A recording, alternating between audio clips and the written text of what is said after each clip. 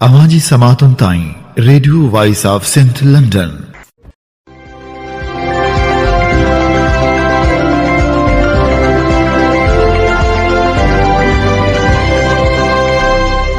आप सुन रहे हैं radio voice of Sindh London. खबरों, तजज़ियों, तबसरों पर मुश्तमिल प्रोग्राम आज का अहवाल के साथ में आपकी खिदमत में हाजिर आपकी मेज़बान शान से। प्रोग्राम के आगाज़ में आपके लिए दुआ कि आप जहां भी रहें खुश व खुर्रम रहें। 29 मार्च 2025 हफ्ते के दिन ये programme radio voice of Sindh London के स्टूडियो से आपकी खिदमत में बराह रास्त नशर किया जा रहा है। सबसे पहले हालत हाजरा पर एक नज़र डालते हैं। दरिया सिंध से कैनाल निकालने के खिलाफ सिंध भर में मुजाहरों का सिलसिला जारी है। दूसरी तरफ इस बात की भी तस्दीक हो गई है कि कैनाल निकालने की मंजूरी सदर आसिफ अली जरदारी ने दी है। पाकिस्तान पीपल्स पार्टी दरिया सिंध से नई नहरें निकालने जाने के मामले पर मुसलसल तहफ़्फ़ुज़ात का इजहार और एहतजाज कर रही है। ताहम दूसरी तरफ सदर मुमलिकत आसिफ अली जरदारी ने तमाम स्ट्रेटेजिक नहरों पर बेक वक्त अमल दरामद की असूली मंजूरी दी है। 8 जुलाई 2024 को सदर मुमलिकत की ज़ेर सदारत इजलास के मिनट्स के मुताबिक आसिफ अली जरदारी की ज़ेर सदारत ऐवान सदर में ग्रीन पाकिस्तान इनिशिएटिव पर इजलास हुआ था। दौरान इजलास सदर मुमलिकत को 6 स्ट्रेटेजिक नहरों की अहमियत पर ब्रीफिंग दी गई थी और इन नहरों की बैक वक्त तामीर की ज़रूरत पर ब्रीफ किया गया था। सदर मुमलिकत को ब्रीफ किया गया था कि ये नहरें ग्रीन पाकिस्तान इनिशिएटिव के तहत अहम हिस्सा हैं और इन नहरों की तामीर को मुल्की फूड सिक्योरिटी बढ़ाने और ज़रूरी तरक्की के लिए ज़रूरी करार दिया गया था।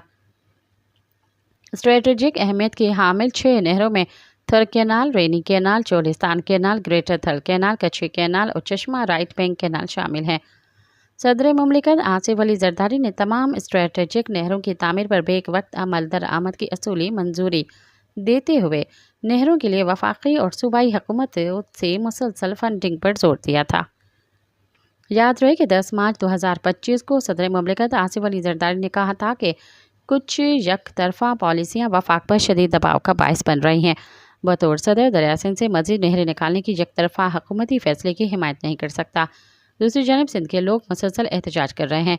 कल भी दरिया सिंध पर 6 नए कैनाल्स, कारपोरेट फार्मिंग इर्सा एक्ट में तरमीम और गंदम की कीमत मुकर्रर न करने के खिलाफ अवामी तहरीक और सिंधियानी तहरीक की जानिब से के इंशा में एहतजाजी रैली निकाली गई।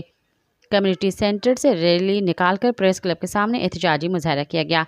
एहतजाजी रैली की क़यादत अवामी तहरीक के मरकज़ी general secretary advocate Sajid Hussain Mahsar, मरकज़ी जॉइंट सेक्रेटरी एडवोकेट माहनूर मल्ला, एडवोकेट नजीबुर रहमान महसर, काशिफ मल्ला, बख्तावर मल्ला, बख्त हुसैन बुर्रो, मुख्तियार बिरोही, हवा खातून, मेहरुन्निसा लगारी, फरजाना सुमरो, शाहिदा जोकियो और दीगर रहनुमाओं ने की।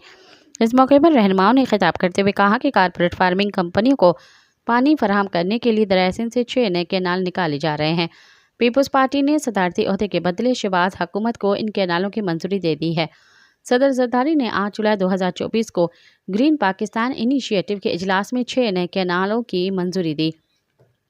पीपल्स पार्टी कैनालों की मुखालिफत के झूठे ड्रामे बंद करे क्योंकि वफाकी हुकूमत खुद पीपल्स पार्टी के सहारे पर खड़ी है। अगर पीपल्स पार्टी वाकई कैनालों के खिलाफ है तो वफाकी हुकूमत से अलग हो जाए। सदर जरदारी ने इक़्तिदार की कुर्सी की खातिर इन कैनालों की मंजूरी दी और अब पीपल्स पार्टी वाले इसकी मुखालिफत का ड्रामा रचा रहे हैं। सिंध को जानबूझकर बंजर बनाया जा रहा है। इरसा ने साजिश के तहत सिंध के पानी की किल्लत में धकेल दिया है।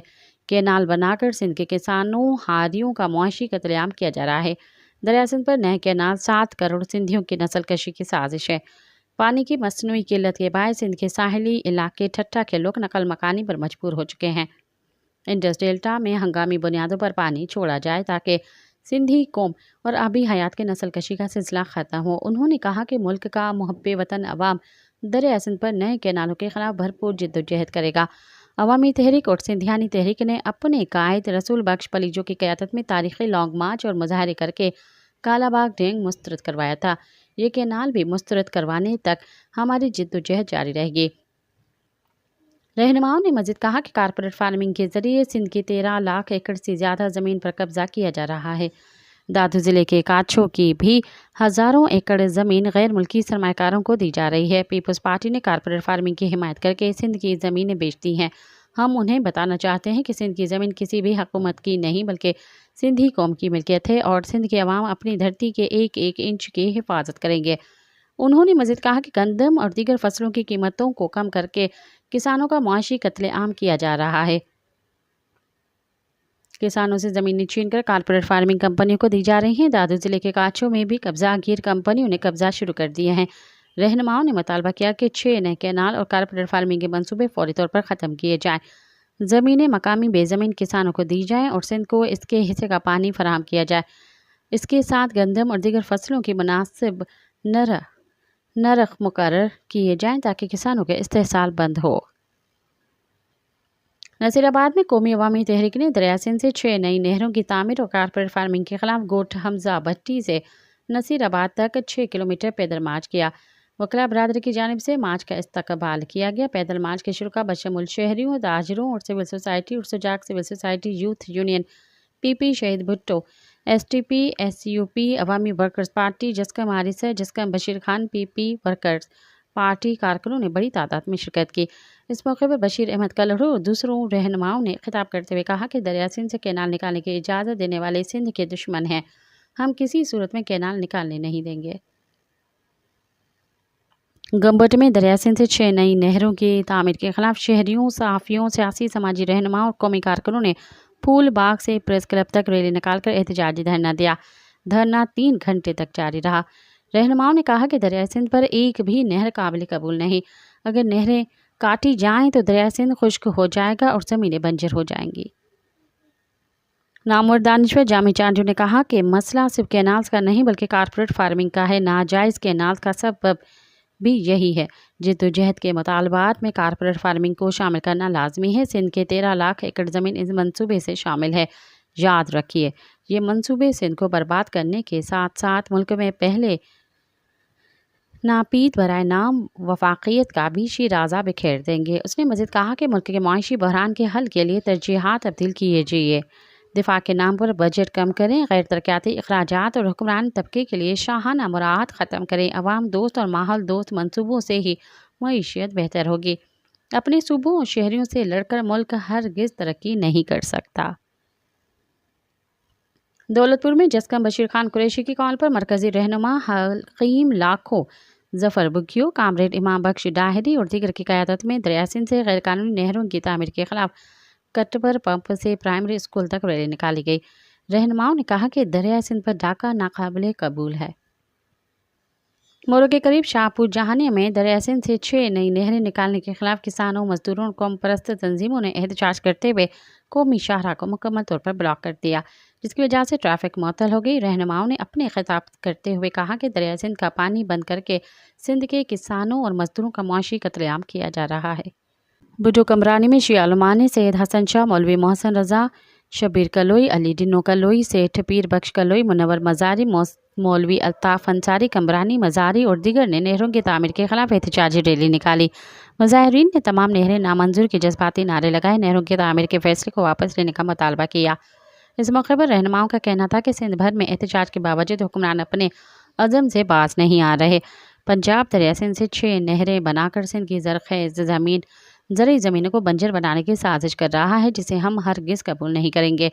دریا سندھ کا پانی سندھ کی جان ہے۔ اگر نہریں بنی تو سندھ کی زرخیز زرعی زمینیں تباہ ہو جائیں گے اور کراچی سمیت دیگر بڑے شہروں میں پینے کے پانی کی شدید قلت پیدا ہو جائے گی۔ ان کا کہنا تھا کہ وہ کسی بھی صورت میں نہروں کی تعمیر نہیں ہونے دیں گے جب تک نہر کی تعمیر کا فیصلہ واپس نہیں لیا جاتا۔ احتجاج کا سلسلہ جاری رہے گا۔ پانی زندگی ہے، موت کو قبول کر لیں گے لیکن دریا سندھ سے نہر کبھی نہیں بننے دیں گے۔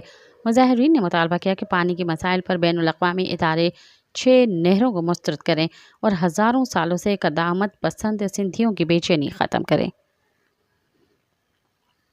دریا سندھ سے 6 غیر قانونی نہریں نکالنے، سندھ کی زمین کو گرین پاکستان کے نام پر نیلام کرنے اور ڈیلٹا کی تباہی کے خلاف فشر فوک فارم اور آبادکار ایسوسی ایشن بدین کی کال پر علی بندر سے 3 کلومیٹر پیدل مارچ کیا گیا، جہاں شہری کاروبار بند کر کے احتجاج میں شامل ہو گئے۔ دھرنے سے عزیز ڈیرو، سانول گوپانگ، نبی بخش ملہ، غفور چانڈیو، محمد عمر ملہ، محمد قاسم بچو، لالا نواز شیخ، محمد جمن ملہ اور دوسروں نے خطاب کرتے ہوئے کہا کہ ہم تاریخی مقام علی بندر کے مقام پر موجود ہیں، دنیا کے ساتھ تجارت کرنے والا یہ خطہ جہاں مچھلیوں کا شکار کیا جاتا ہے۔ اب پورا خطہ اجڑے ہوئے آثار کی طرح یہاں زندگی مکمل طور پر تباہ ہو چکی ہے۔ خوشحال خطے کو لوگ غربت کی بدترین زندگی گزارنے پر مجبور ہیں۔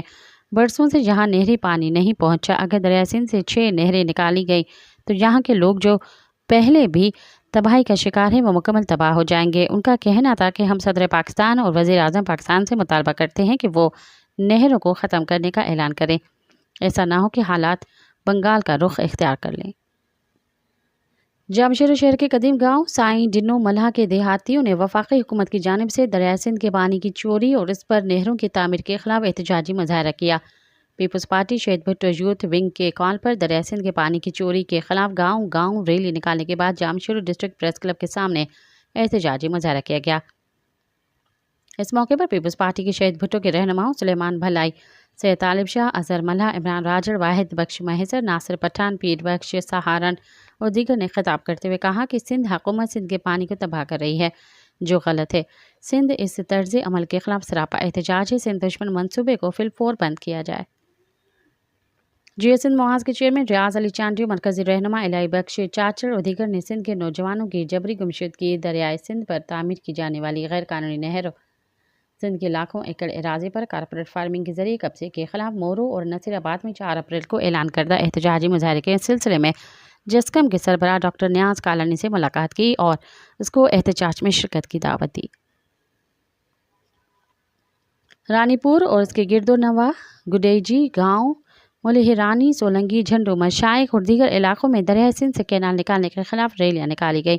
گاؤں ملہرانی، سولنگی سے قومی شاہراہ تک محنت کشوں، کسانوں، آبادکاروں اور مختلف سیاسی، سماجی، مذہبی جماعتوں کے کارکنان، یونین کونسل سے ٹھاٹ جا بالا کے چیئرمین ڈاکٹر ذاکر حسین سولنگی، امداد سولنگی، سجاد حسین، عتیق الرحمن، واحد بخش، گلزار اور دیگر نے اجرگوں کی بکڑیاں پہن کر کلہاڑیاں اٹھا کر سندھ دریا پر کینال نامنظور کے نعروں کی گونج میں ریلی نکالی۔ اور گڈیجی میں سول سوسائٹی کی جانب سے سندھی ادبی سنگت کے رہنما پروفیسر مختار چنّا، صحافی اکبر شاہانی، جھنڈو مشائق میں جھنڈا نہر سے درگاہ جھنڈو مشائق تک عبدالشکور کی قیادت میں ریلی نکالی گئی۔ ریلی کے شرکاء سے خطاب کرتے ہوئے انہوں نے کہا کہ سندھو دریا ہمارا سرمایہ ہے، اس سے ہماری زندگی منسلک ہے۔ 7 کروڑ انسانی زندگیوں اور پرندوں، جانوروں، درختوں کی زندگیوں کو خطرہ ہے۔ سندھو دریا سے کینال نکالنا غیر قانونی عمل ہے۔ کینالوں کا کام جلد منسوخ کیا جائے۔ Balochistan national party BNP Mengal کے سربراہ سردار اختر مینگل نے کہا ہے کہ بلوچ خواتین اور بچوں کو مبینہ طور پر ہراساں کیے جانے کے خلاف ان کے پارٹی کا پرامن لانگ مارچ جاری ہے اور اسے روکنے کے لیے قانون نافذ کرنے والے اہلکاروں کی جانب سے کھڑی پہلی رکاوٹ کو عبور کر لیا۔ BNP مینگل نے ڈاکٹر ماہرنگ بلوچ اور سمیدین سمیت بلوچ یکجہتی کمیٹی کے رہنماؤں اور کارکنوں کی گرفتاریاں اور کوئٹہ میں ان کے دھرنے پر پولیس کی کریک ڈاؤن کے خلاف آج وردی سے کوئٹہ تک لانگ مارچ کا اعلان کیا تھا۔ آج ایکس پر ایک پوسٹ میں سردار اختر مینگل نے کہا کہ پرامن لانگ مارچ نے راستے میں حکومت کی طرف سے حائل پہلی رکاوٹ کو کامیابی سے عبور کر لیا۔ ان کا کہنا تھا کہ سادہ لباس میں ملبوس قانون نافذ کرنے والے اہلکاروں نے ہمارے لوگوں کو مشتعل کرنے کی کوشش کی، لیکن پرامن مارچ کے لیے ہمارا عزم غیر متزلزل ہے۔ انہوں نے مزید کہا کہ غزار سے کوئٹہ تک تمام پیٹرول اسٹیشنوں کو سیل کر دیا گیا ہے، جو بنیادی ضروریات تک رسائی نہ دینے تک کوشش ہے۔ سردار اختر مینگل کا کہنا تھا کہ لانگ مارچ جاری رہے گا، ہمیں ہر وقت چلنا پڑے، قدم بھی چلنا پڑے تو یہ بزدلانہ اقدامات ہمارے عزم کو مضبوط کرتے ہیں۔ بلوچ قوم کی آواز سنی جائے گی۔ اس سے قبل ایک پوسٹ میں انہوں نے لکھا تھا کہ رکاوٹیں نہ صرف پرامن مظاہرین کی زندگیوں کو خطرے میں ڈالتی ہے بلکہ ہماری تحریکوں کو خاموش کرنے کی کوشش کرنے والوں کی مایوسی اور بزدلی کو بھی ظاہر کرتی ہے۔ انہوں نے کہا کہ بلوچ قوم متحد ہو کر دنیا کو دکھائے گی کہ جب ہماری خواتین اور بچوں کو ہراساں کیا جاتا ہے تو ہم خاموش نہیں رہیں گے۔ بزرگ بلوچ رہنما امیر عبدالنبی بنگلزئی نے کہا ہے کہ بلوچ یکجہتی کمیٹی کے رہنماؤں بلوچ خواتین، ماؤں، بہنوں اور بیٹیوں کے خلاف ریاستی تشدد اور گرفتاریوں کے خلاف سردار اختر جان مینگل کی لانگ مارچ کا اعلان بروقت ہے۔ انہوں نے کہا کہ ریاستی ظلم و جبر کے خلاف BYC کی حمایت میں ان کا یہ فیصلہ نہایت ہی دانشمندانہ اور بروقت ہے۔ تمام بلوچ تنظیموں اور بلوچ قبائلی عمائدین سے درخواست ہے کہ وہ وقت ضائع کیے بغیر اس مزاحمت اور جدوجہد کا حصہ بنیں۔ بلوچ رہنما ڈاکٹر ماہرنگ بلوچ کی بہن نادیہ بلوچ نے سماجی رابطے کی ویب سائٹ پر لکھا ہے کہ میں اپنی بہن کے بارے میں گہری تشویش میں مبتلا ہوں، جو جیل میں بہت زیادہ نفسیاتی دباؤ میں ہے۔ اس کی صحت ڈرامائی طور پر بگڑ گئی ہے اور وہ گزشتہ 3 دنوں سے مناسب طبی دیکھ بھال تک رسائی کے بغیر بیمار ہے۔ نادیہ بلوچ کے مطابق گزشتہ رات وہ شدید بیمار ہو گئیں اور اسے بار بار الٹی کا سامنا کرنا پڑا۔ بالآخر صبح ایک ڈاکٹر کو بلایا گیا، لیکن طبی امداد میں تاخیر ناقابل قبول ہے۔ مجھے ڈر ہے کہ اسے جان بوجھ کر ایسے حالات میں رکھا جا رہا ہے جس سے اس کی صحت خراب ہو رہی ہے، اور مجھے اس بات کی شدید تشویش ہے کہ اس کا کھانا زہر آلود ہو سکتا ہے۔ کراچی کے جوڈیشل میجسٹریٹ شرکی نے صحافی فرحان ملک کی درخواست ضمانت مسترد کر دی، جبکہ دوسرے کیس میں گرفتاری کے معاملے پر ڈائریکٹر FIA کو 15 دن میں انکوائری کا حکم دے دیا۔ درین اسنا فرحان ملک کو جیل بھیجنے کے بجائے دوسرے کیس میں گرفتار کرنے کے معاملے میں ڈائریکٹر FIA عدالت میں پیش ہو گئے۔ عدالت نے سوال کیا کہ یہ بتایا جائے کہ عدالتی حکم کی خلاف ورزی کس نے کی۔ فرحان ملک کو جیل منتقل کرنے کے بجائے دوسرے مقدمے میں گرفتار کیوں کیا گیا؟ اسلام آباد کے ڈسٹرکٹ اینڈ سیشن کورٹ کی جانب سے 50,000 روپے کے مچلقوں کے عوض سائبر کرائم قانون کے مقدمے میں گرفتار صحافی وحید مراد کی ضمانت منظور ہونے تک انہیں رہا کر دیا گیا۔ Pakistan federal union of journalist PFUJ نے ملک گیر احتجاج کی کال دی۔ PFUJ نے حکومت کی طرف سے پیکا کے کالے قانون کے تحت صحافیوں کو گھروں سے اٹھانے، مقدمات کے اندراج، میڈیا اداروں میں تنخواہوں کی عدم ادائیگی اور وفاقی اور صوبائی حکومتوں کی طرف سے میڈیا انڈسٹری کے واجبات کی عدم ادائیگی کے خلاف ملک گیر احتجاج کی کال دی ہے۔ ارشد انصاری نے اسلام آباد میں سینئر صحافی وحید مراد اور کراچی سے سینئر صحافی فرحان ملک کی پیکا ایکٹ کے تحت گرفتاری کی مذمت کرتے ہوئے کہا کہ اس کالے قانون کے تحت عام شہریوں کے خلاف بھی مقدمہ درج کیے جا رہے ہیں۔ لوگوں کے گھریلو تنازعات پر بھی پولیس کی طرف سے پیکا ایکٹ کے تحت مقدمہ درج کیے گئے ہیں۔ اسلام آباد ہائی کورٹ نے پاکستانی فضائیہ کے ایک ریٹائرڈ ایئر مارشل کو حبس بے جا میں رکھنے سے متعلق درخواست جرمانے کے ساتھ خارج کی ہے۔ ریٹائرڈ ایئر مارشل جواد سعید کی اہلیہ کی درخواست پر عدالت کو بتایا گیا ہے کہ حساس دستاویزات شیئر کرنے کے الزام پر ان کا کورٹ مارشل کیا گیا تھا اور انہیں 14 سال قید کی سزا سنائی گئی تھی۔ اسلام آباد ہائی کورٹ کے جج خادم حسین سبرو نے شاہزہ جواد کی طرف سے دائر کی گئی حبس بے جا کی درخواست پر رجسٹرار آفس کے اعتراض کے ساتھ ہی سماعت کی۔ رجسٹرار آفس کی جانب سے یہ اعتراض عائد کیا گیا تھا کہ اس درخواست میں ایئر چیف مارشل کو فریق نہیں بنایا جا سکتا۔ تاہم دوران سماعت اسسٹنٹ اٹارنی جنرل عظمت بشیر تارڑ نے عدالت کو بتایا کہ حساس دستاویزات لیک کرنے سے متعلق آفیشل سیکریٹس ایکٹس کے خلاف ورزی کرنے پر جواد سعید کا کورٹ مارشل ہو چکا ہے اور انہیں اس ضمن میں سزا بھی سنائی جا چکی ہے۔ جواد سعید مارچ 2021 کے دوران ایئر مارشل کے عہدے سے ریٹائر ہوئے تھے اور انہیں مختلف خدمات پر سرکاری اعزازات سے بھی نوازا گیا تھا۔ اس کیس کی سماعت کے دوران اسسٹنٹ اٹارنی جنرل نے عدالت کو بتایا کہ 27 جنوری 2024 کو ریٹائرڈ ایئر مارشل جواد سعید کا کورٹ مارشل ہو چکا ہے۔ اسسٹنٹ اٹارنی جنرل نے عدالت کو بتایا کہ ریٹائرڈ ایئر مارشل جواد سعید کے خلاف آفیشل سیکریٹس ایکٹس کے خلاف ورزی سے متعلق 6 چارجز تھے، جن میں انہیں 14 سال کی قید کی سزا سنائی گئی۔ تاہم اس سزا کے خلاف اپیل پر ان کی سزا میں 10 سال کی کمی کر کے 4 سال کر دی گئی ہے۔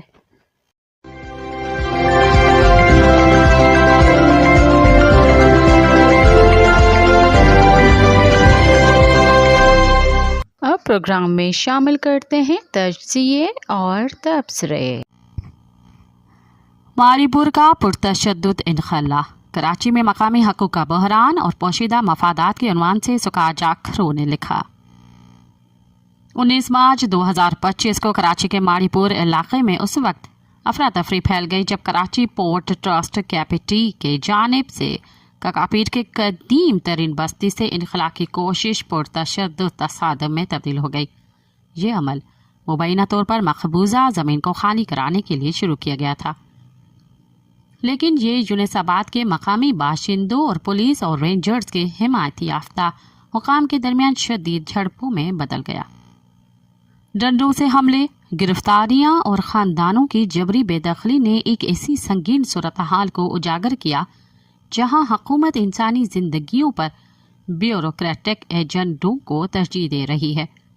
یہ واقعہ کوئی الگ تھلگ عمل نہیں بلکہ سندھ کے مقامی آبادی کے حقوق پر منظم حملے کی عکاسی کرتا ہے۔ ایسی کمیونٹیز جن کی تاریخ اور ثقافتی جڑیں کراچی کی جدید شہری عزائم سے کہیں گہری ہیں۔ یونس آباد میں کشیدگی برقرار ہے اور یہ واقعات نہ صرف مذمت کے متقاضی ہیں بلکہ اس سوال کا بھی جواب مانگتے ہیں کہ آخر کس کے مفادات کی خدمت کی جا رہی ہے۔ ککا پیر بستی کوئی محض غیر قانونی آباد کاری نہیں، یہ کراچی کے قدیم دیہات کی زندہ گواہی ہے جہاں کئی نسلوں سے خاندان اقامت پذیر ہیں۔ یہ مقامی باشندے زمین پر نئے آنے والے قبضہ گیر نہیں، وہ ایک ایسی وراثت کے محافظ ہیں جو شہر کے بڑھتے ہوئے شہری خوابوں سے پہلے کی ہے۔ تاہم ترقی اور زمین کے بحالی کے نام پر کیپٹی نے انہیں بے رحمی سے بے دخل کر دیا۔ یونس آباد میں 7 ایکڑ زمین کا دعویٰ کرتے ہوئے جہاں گھر تباہ ہوئے اور زندگیاں اجڑ گئیں، اس کارروائی کے صفاقی جس میں پولیس نے مظاہرین پر ڈنڈوں سے حملہ کیا اور مخالفت کو گرفتاریوں سے خاموش کر دیا۔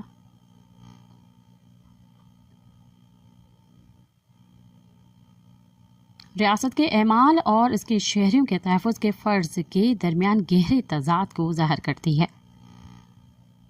یہ سندھ میں کوئی نیا رجحان نہیں بلکہ ایک وسیع نمونے کا حصہ ہے جہاں مقامی کمیونٹیز کو زمینوں پر قبضے اور انخلا کا غیر متناسب نشانہ بنایا جاتا ہے۔ کارپوریٹ حصول سے لے کر سرکاری حمایت یافتہ منصوبوں تک پسماندہ طبقات ان پالیسیوں کا بوجھ اٹھاتے ہیں جو منافع کو انسانوں پر ترجیح دیتی ہے۔ ماڑی پور میں قانون نافذ کرنے والے اداروں کی بھاری تعیناتی نے امن برقرار رکھنے کے نام پر ایک خوفناک ارادہ ظاہر کیا۔ شکایت کو حل کرنے کے بجائے دبانا، معاشی تنگ دستی اور منظم غفلت سے پہلے ہی زخم خوردہ صوبے کے لیے یہ اقدامات مقامی باشندوں کے ساتھ دھوکہ دہی کو مزید گہرا کرتے ہیں۔ یونس آباد کے واقعے کے بعد متصل آبادیوں میں خوف پھیل گیا ہے کہ رفتہ رفتہ انہیں بھی بے دخل کیا جائے گا۔ یہ خدشہ اس لیے بھی قوی ہے کہ انخلا کا یہ سلسلہ صرف ماڑی پور تک محدود نہیں بلکہ سندھ کے دیگر علاقوں میں بھی قدیم بستیاں نشانہ بن رہی ہیں، جسے مقامی باشندوں میں بے چینی بڑھ رہی ہے۔ مقامی آبادی کا کہنا ہے کہ صوبے بھر میں غیر ملکی آبادیوں کا قیام نہ صرف بڑھ رہا ہے بلکہ ان میں سے کئی حکام کے لیے نو گو ایریاز بن گئی ہیں، جبکہ مقامی قدیم بستیاں بے دردی سے مسمار کی جا رہی ہیں۔ یہ دوہرا معیار سندھ کے باشندوں کے استحصال اور ان کے حقوق کی پامالی کی واضح کرتا ہے۔ ماڑی پور کا تشدد بے لگام شہری توسیع کی انسانی قیمت کو عیاں کرتا ہے۔ گھر مسمار کر دیے گئے، روزگار تباہ ہوئے اور ایک کمیونٹی کی تاریخ مٹا دی گئی۔ یہ سب غیر قانونی طور پر قبضہ کی گئی زمینوں کو دوبارہ حاصل کرنے کے نام پر جو کیپٹی نے کیا۔ تاہم باشندوں کا بجا طور پر یہ کہنا ہے کہ وہ جائز رہائشی ہیں۔ ان کے آبائی دعواؤں کو اس بیانے کے حق میں نظر انداز کر دیا گیا جو انہیں ترقی کے راستے میں رکاوٹ قرار دیتا ہے۔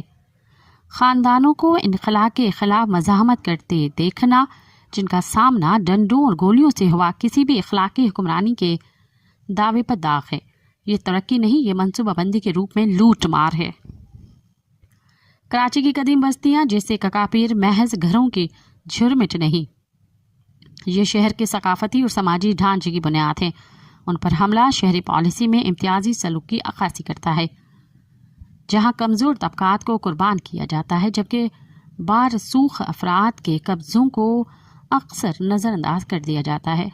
پاکستان پیپلز پارٹی کی زیر قیادت سندھ حکومت اپنے شہریوں کی حفاظت میں ناکام رہی بلکہ اس بڑے پیمانے پر بے دخلی کو ممکن بنایا۔ مرکزی سیاسی جماعتوں اور میڈیا کی خاموشی ان آوازوں کو مزید الگ تھلگ کر دیتی ہے، انہیں ایک مسلح ریاستی نظام کے سامنے تنہا چھوڑ دیتی ہے۔ اگرچہ کیپٹی اس انخلا کو معمول کا انتظامی اقدام قرار دیتا ہے، لیکن سندھ میں چین کی شمولیت کا وسیع تر تناظر ممکنہ پوشیدہ محرکات کے بارے میں سوالات اٹھاتا ہے۔ چین پاکستان اقتصادی راہداری سی پیک چین کے بیلٹ اینڈ روڈ انیشیٹو کا ایک اہم منصوبہ نے پاکستان کے بنیادی ڈھانچے میں اربوں ڈالر کی سرمایہ کاری کی ہے، جس میں کراچی ایک کلیدی کردار ادا کرتا ہے۔ کراچی پورٹ چین کے تجارتی عزائم کے لیے ایک اہم مرکز اور $3.5 بلین کا Karachi coastal comprehensive development zone KCCDZ جو 2021 میں سی پیک میں شامل کیا گیا، ساحل سمندر کے علاقے کے لیے ایک تبدیلی کا ایجنڈا ظاہر کرتا ہے۔ اگرچہ ماڑی پور کے انخلا کا سی پیک سے براہ راست تعلق ثابت نہیں، لیکن زمین کی بحالی اور بے دخلی کا نمونہ ان ترقیاتی اہداف سے ہم آہنگ ہے جو اکثر چینی اقتصادی مفادات کو فائدہ پہنچاتے ہیں۔ سیاسی اور سماجی کارکنوں نے طویل عرصے سے سی پیک پر تنقید کی ہے کہ یہ استحصال کو بڑھاتا ہے، انخلا اور فوجی طرز کی سیکیورٹی کو جو ماڑی پور میں رینجرز کی موجودگی سے مشابہت رکھتی ہے، ایسے منصوبوں کی نشانی قرار دیتے ہیں جو مقامی لوگوں کو منافع کے لیے بے دخل کرتے ہیں۔ Karachi coastal comprehensive development zone خود 5 لاکھ باشندے کو بے دخل کرنے کا خطرہ رکھتا ہے، جو ککاپیر کے عمل سے بہت بڑا ہے، لیکن مقامی حقوق کے لیے اس کی بے توجہی سے مماثلت رکھتا ہے۔ اگرچہ KPT نے آزادانہ طور پر عمل کیا ہو سکتا ہے، لیکن کراچی کی سی پیک کے لیے اسٹریٹجک اہمیت اور سندھ میں چین کا گہرا اقتصادی حصہ ایک بالواسطہ تعلق کی طرف اشارہ کرتا ہے۔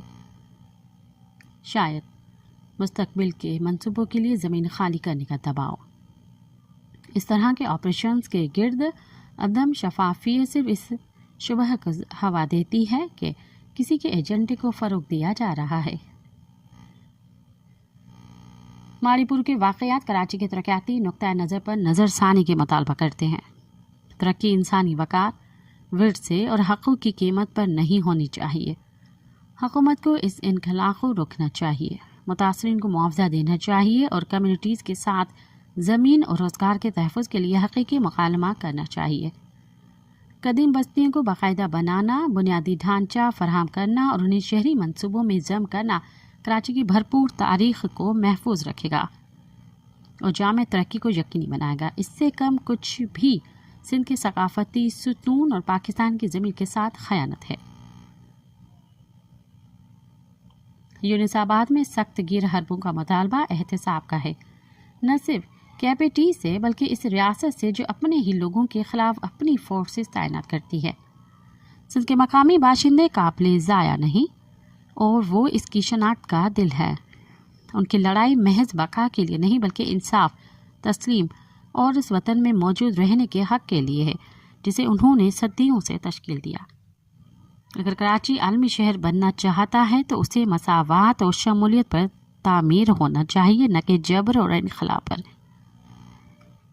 25 مارچ 2025 کے ماڑی پور کے زخم اب بھی تازہ ہیں، جو اصلاح کے فوری ضرورت کے تلخ یاد دہانی ہیں۔ ککاپیر کے باشندوں کا پرتشدد انخلا ایک بڑی جدوجہد کا عکس ہے،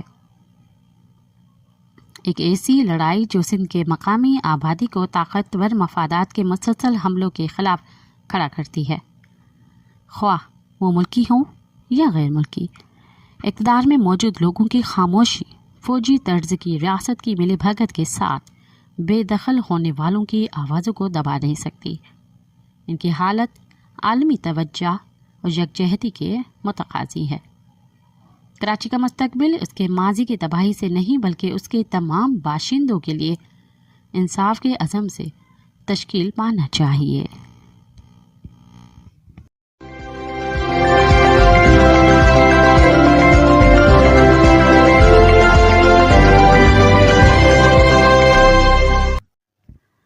بلوچستان جہاں سے نظر نہیں آتا کے عنوان سے اشرف جہانگیر قاضی نے لکھا۔ بلوچستان میں جعفر ایکسپریس پر حملے کے بعد حال ہی میں آرمی چیف نے پارلیمان سے خطاب کیا۔ انہوں نے کہا کہ پاکستان کو عسکریت پسندی کا مقابلہ کرنے کے لیے ہارڈ اسٹیٹ میں بدلنا ہوگا۔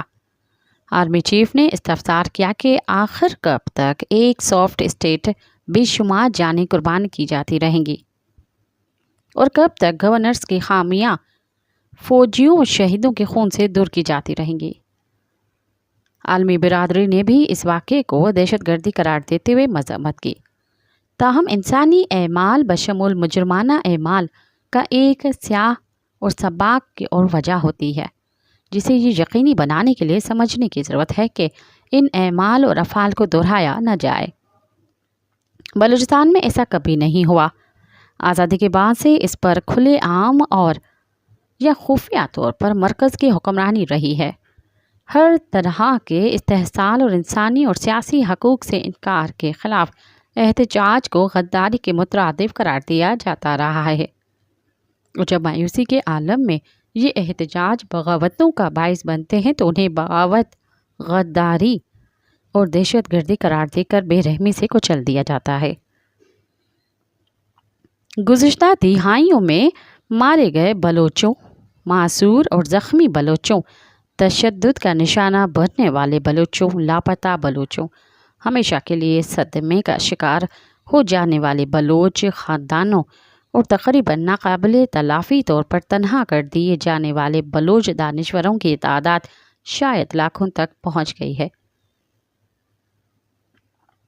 بلوچستان کے سابق وزیر اعلیٰ اور معتبر بلوچ رہنما عطا اللہ مینگل کے بیٹے اور معتدل سیاسی نقطۂ نظر رکھنے والے اختر مینگل نے خبردار کیا ہے کہ آج بلوچستان کی صورتحال پاکستان کے لیے سب سے بڑا خطرہ ہے۔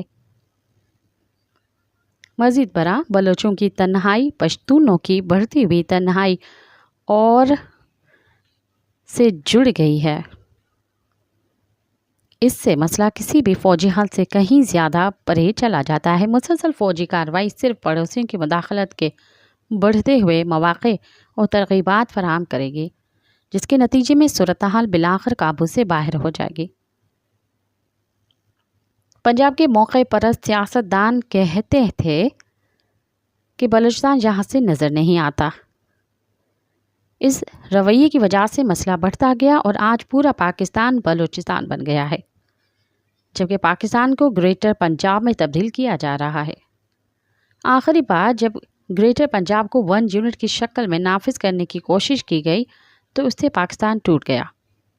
لہٰذا ہمارے قومی فیصلہ سازوں کو یہ جاننے کی ضرورت ہے کہ غیر دانشمندانہ پالیسیوں کے قلیل مدتی فوائد ہو سکتے ہیں، لیکن طویل المدتی نتائج کہیں زیادہ سنگین اور ناقابل تلافی ہوں گے۔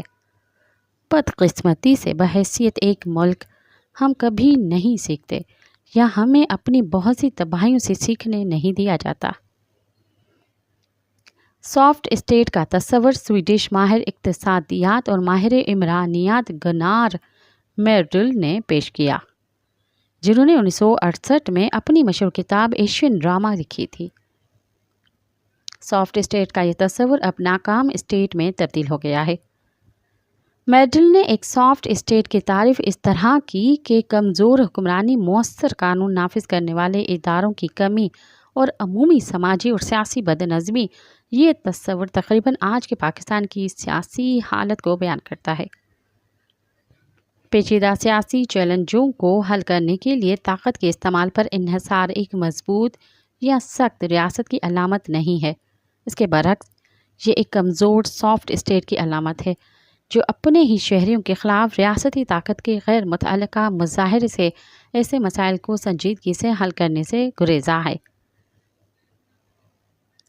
میرڈل لکھتے ہیں کہ جنوبی ایشیا ممالک میں سماجی اور معاشی انقلابات کی ضرورت کے بارے میں بات کرنے کے باوجود پالیسی ساز روایتی سماجی نظام کو درہم برہم ہونے سے بچانے کے لیے بہت احتیاطی قدم اٹھاتے ہیں۔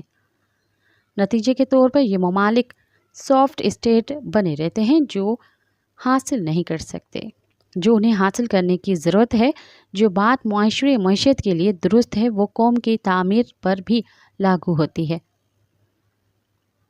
یونٹی آف کمانڈ کا عسکری نقطۂ نظر کبھی بھی پیچیدہ تاریخی، شناختی، طبقاتی تنازعات، وسائل کی تقسیم، سماجی، سیاسی اور ادارہ جاتی چیلنجوں کو حل نہیں کر سکتا۔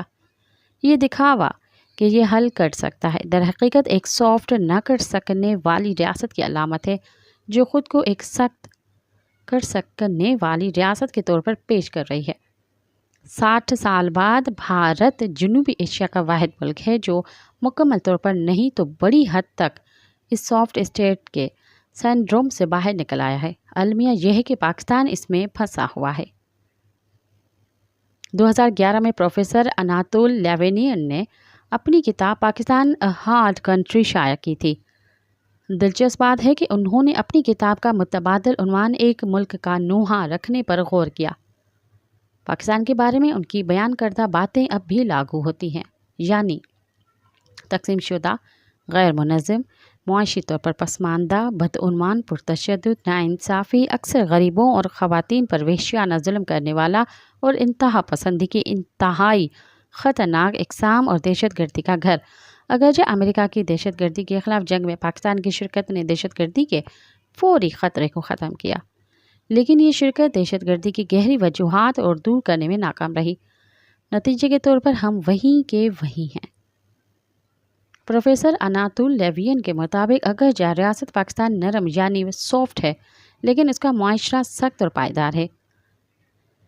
یہ بنیادی تبدیلی کے خلاف مزاحمت کرتا ہے۔ پروفیسر اناتول لیوین تجویز کرتے ہیں کہ یہ معاشرہ کسی قسم کے نچلی سطح کے توازن میں پھنسا ہوا ہے، اور عجیب بات یہ ہے کہ یہ نچلی سطح کی لچک ریاست کی کسی بھی کوشش کے بجائے پاکستان کی بقا کو یقینی بناتی ہے۔ کوئی پوچھ سکتا ہے کہ کیا یہ نعمت ہے یا لعنت؟ یہ صورتحال ایک چینی مقولہ یاد دلاتی ہے کہ آپ دلچسپ وقتوں میں زندہ رہیں، اور پاکستان میں ہم واقع دلچسپ مگر بے اعتبار وقتوں میں رہ رہے ہیں۔ جیسا کہ بلیٹن آف ایٹامک سائنٹسٹ کی سالانہ رپورٹوں میں درج ہے کہ آج دنیا کو درپیش باہم مربوط چیلنجز میں موسمیاتی حرارت اور اس کے نتائج جوہری جنگ کا خطرہ ہے۔ آنے والے وبائی امراض، غیر منظم مصنوعی ذہانت کی ترقی، امریکہ اور یورپ میں فاشسٹ، نسل پرست اور انتہائی دائیں بازو کے قبضوں کے نتیجے میں جمہوری خسارے میں اضافہ، اسرائیل کی طرف سے مشرق وسطیٰ پر مسلط کی گئی نسل کشی کی پالیسیاں اور جینوسائیڈ واچ کے 2 نسل کشی الرٹس کے مطابق ہندوستان کی طرف سے جنوبی ایشیا میں خطرہ وغیرہ شامل ہیں۔ ایک ناکام ریاست، چاہے اس کا وجہ کمزور ریاست یا سخت معاشرہ ہو، کی طویل مدتی بقا کا تقریباً کوئی امکان نہیں ہے۔ جس بات کی اشد ضرورت ہے وہ نیلسن منڈیلا جیسی پہل کرنا ہے تاکہ ملک کو ٹھیک کرنے میں مدد مل سکے اور قومی مفاہمت قائم کی جا سکے۔ اس سلسلے میں زور ہمارے المناک ماضی کو پیچھے چھوڑنے اور لوگوں کو جوابدہ ٹھہرانے پر ہوگا، لیکن انفرادی سطح پر افراد کے خلاف ان کے ماضی کے جرائم پر مقدمات چلانے پر نہیں۔ یہ بات بہت سے متاثرین کے لیے ناقابل قبول ہو سکتی ہے، لیکن اس سے 8 فروری 2024 کو قوم کے ساتھ کی جانے والی گہری غلطی کا ازالہ کرنے کے کسی بھی خوف کو دور کرنا چاہیے، اور سول بالادستی، عدالتی اور پارلیمانی آزادی، ضروری سماجی اور اقتصادی اصلاحات اور غیر متزلزل آئینی اور جمہوری حکمرانی پر سمجھوتہ کیے بغیر فوج کے امیج کو بحال کرنے کا عمل شروع کرنا چاہیے۔ پاکستان کی آزادی کے اس راستے پر کوئی ہارنے والا نہیں ہونا چاہیے۔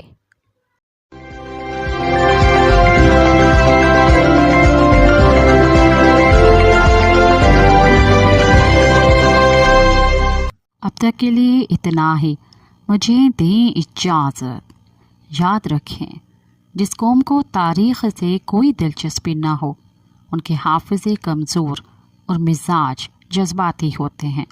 یہی وجہ ہے کہ وہ اپنے لیڈر کے چناؤ میں دھوکہ کھا جاتے ہیں۔ ساتھ سلامت۔ اواجی سماعتن تائیں ریڈیو وائس آف سنتھ لنڈن